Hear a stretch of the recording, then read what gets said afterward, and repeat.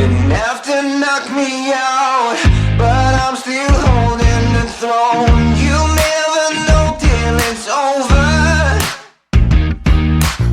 So pretty it hurts, just beware of the thorns. Hello everybody. Figured I'd answer some more core questions, but it's going to be based on, most of it's going to be based on people that's gotten out of prison, and maybe some are still doing time, but most of those getting out. Went and saw the PO today, drove a long ways, only be told that I got a different PO. That's all they told me. You got a different PO, here, bye.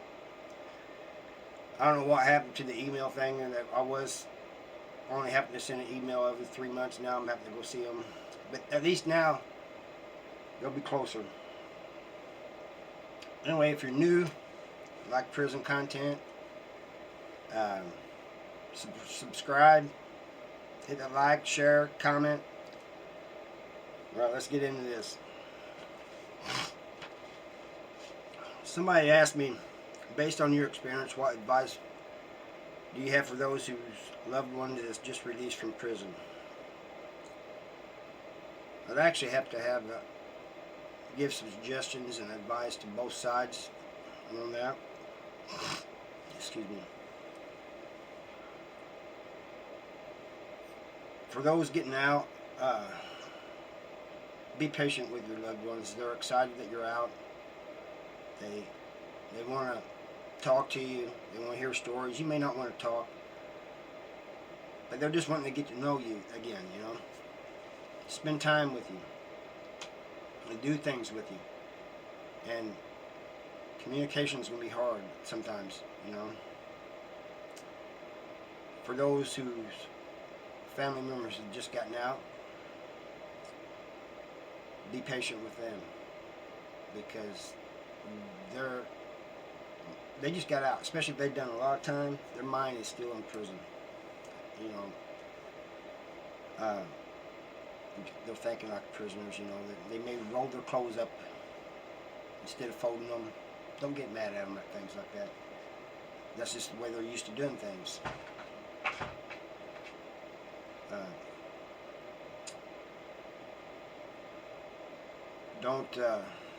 You know, sometimes you want to show them everything at once, and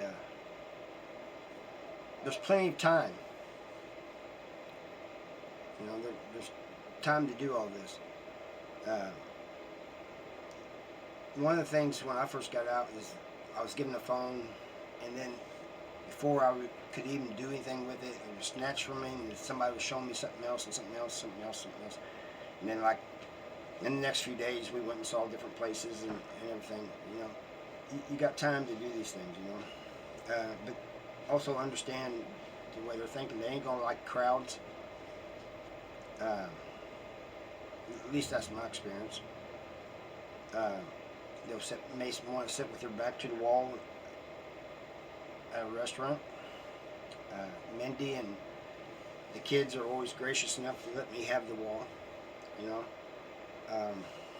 they understand, and I appreciate it. You know, so if they want to sit with their back against the wall, let them. You know,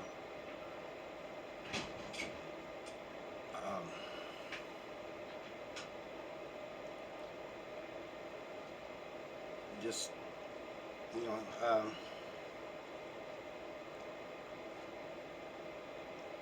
you're just gonna have to be patient with them, and they're gonna have a hard time adjusting too, because there's 5 years later, there's still things that I'm still trying to adjust to. I still sit with my back to the wall. I still don't like crowds. I get nervous and paranoid around people. But for those that were released, you're gonna find out that in stores, people will cut you off, you know, cut in front of you, they'll bump into you and things like that. You just gotta realize that's just, a lot of times they don't realize they're doing it. Sometimes they do, and most of them will apologize, but, you know, don't attack them. I remember When I first got out, somebody cut in front of me in Walmart, and my first thought was he was trying to punk me out, and that's not the case. You know, in fact, he didn't even realize he cut me off. And the next question is, what advice do you have for people whose loved ones was just sentenced to prison? That's a tough one. I mean, if he's in there for a long time, you got to decide whether you're going to support him that whole time. You know, be with him, stay in contact. He's going to need that love and support. Some of them won't, though. There's a few people that will just drop all contact with the outside because they don't want to deal with the emotions, and they won't have no visits or anything. But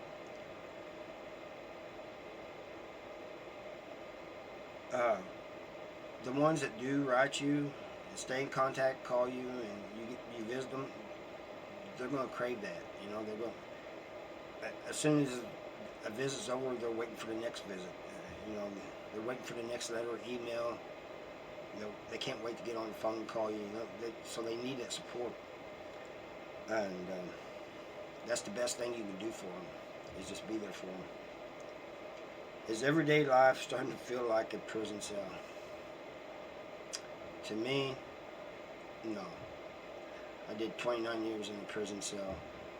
Life does not feel like a prison cell to me.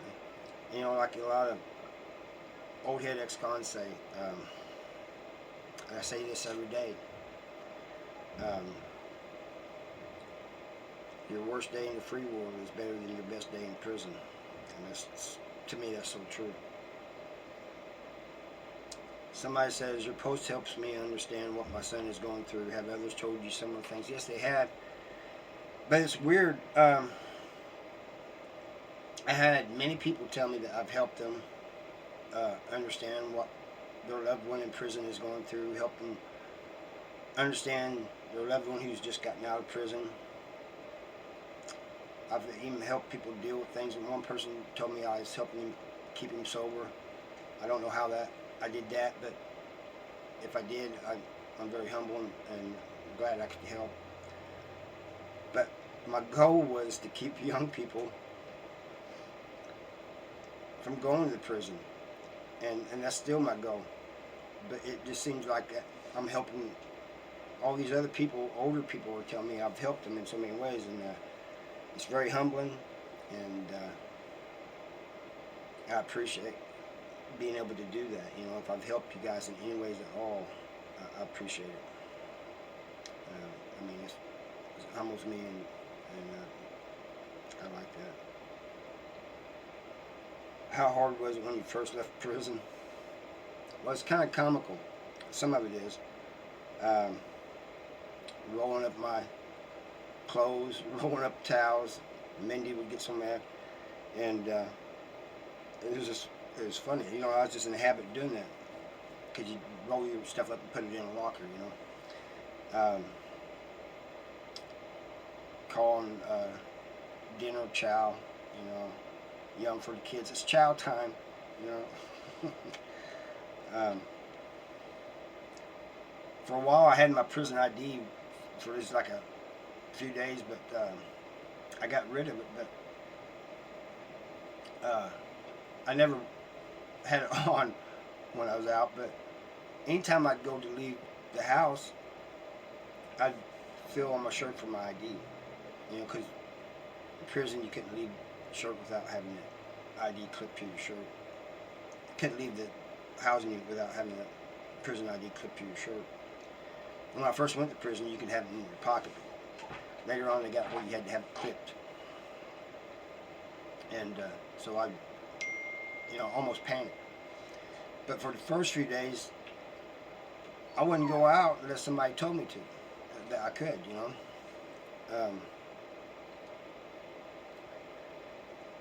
I would just be sitting there in the living room. A lot of times I'd get up early and just sit there. You know, I was used to getting up early, so I'd just sit there in the dark, smoke a cigarette, drink a cup of coffee. And they'd come in and say, "What are you doing?" just sitting here and smoking and drinking a cup of coffee in the dark. That was one of the things I did, you know, and sometimes I still like doing that. It's like quiet, you know, but somebody says,